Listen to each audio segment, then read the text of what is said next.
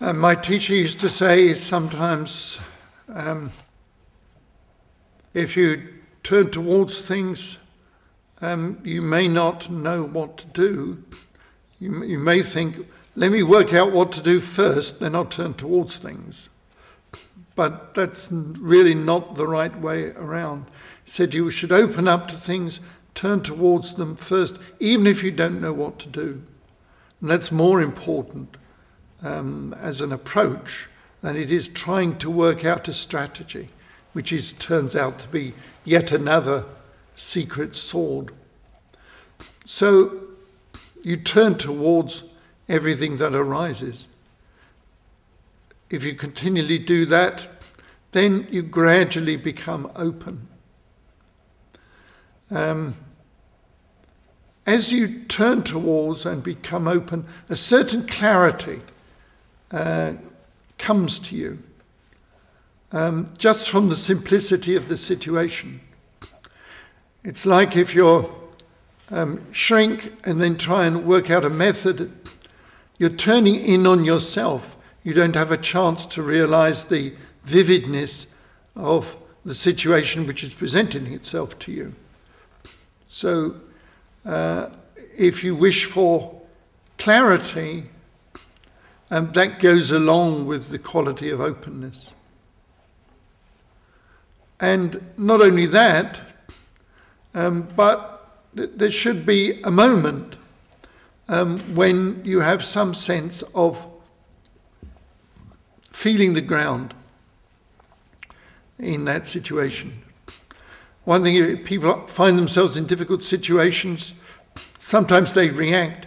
As I said, it seems like almost an instinctive reaction.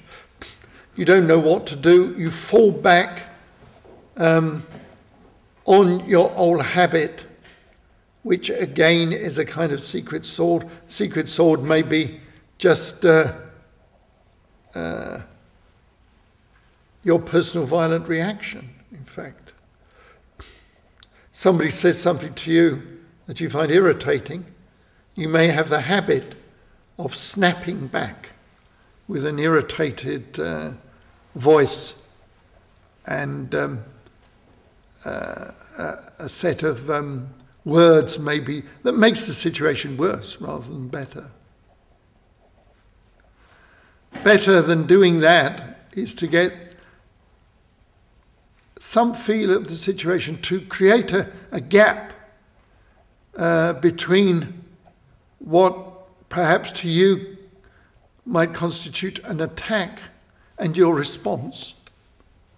The attack and response is automatism. You need to break that in some way. And the way to do that is to train yourself to insert or to feel a gap.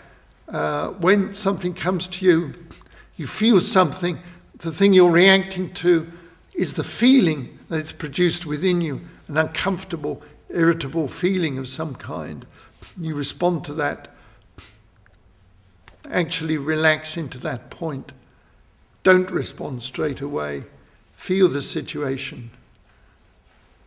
Then allow a response to come. That's the development of sensitivity. These are the three things that we say are tremendously important. The way I'm presenting them now is from a training point of view, and it's important to do the practices that train in them, but they're also qualities which exist, you might say, primordially within the person. The three qualities I'm speaking of, ones I've just mentioned really: openness, clarity, sensitivity. The openness is in the nature of mind, the nature of heart.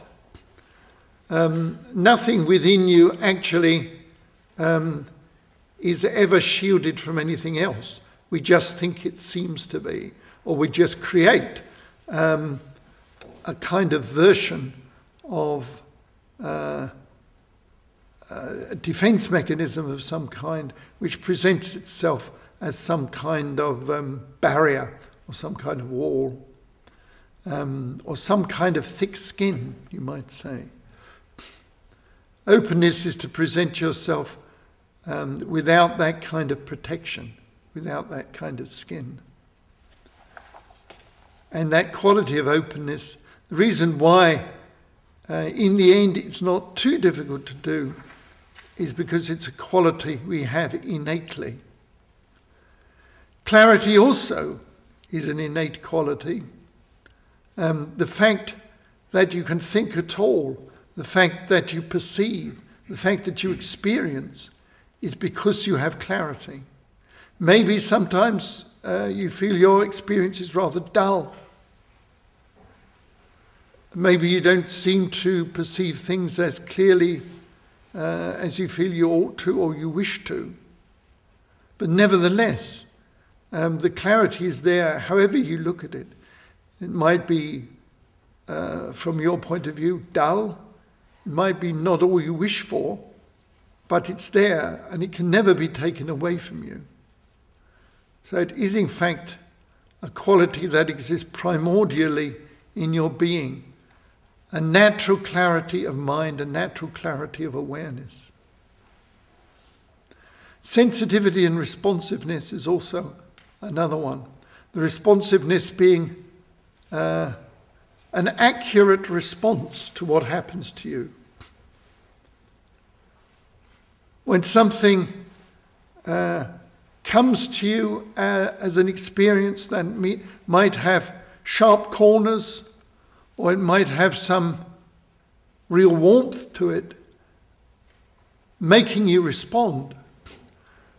The natural play to the sensitivity that feels these things and the response that is drawn out of you is a natural process of what it is to be a human being. But more than that, it's what it is to be a sentient being of any kind whatsoever. If you were an animal, you would respond not in the same way perhaps as a human being would respond, but nevertheless, sensitivity and responsiveness are there. And in fact, in Buddhism, there's the idea there are many kinds of beings, not just human beings and animals, but they all have this quality of sensitivity and responsiveness. So those three qualities, openness, clarity, sensitivity, they are something somewhat external way you can train in, and it's important to do that. But the training in them creates a channel to their primordial equivalents, and that enables you to see the nature of your own being, which is directly linked to those three primordial qualities.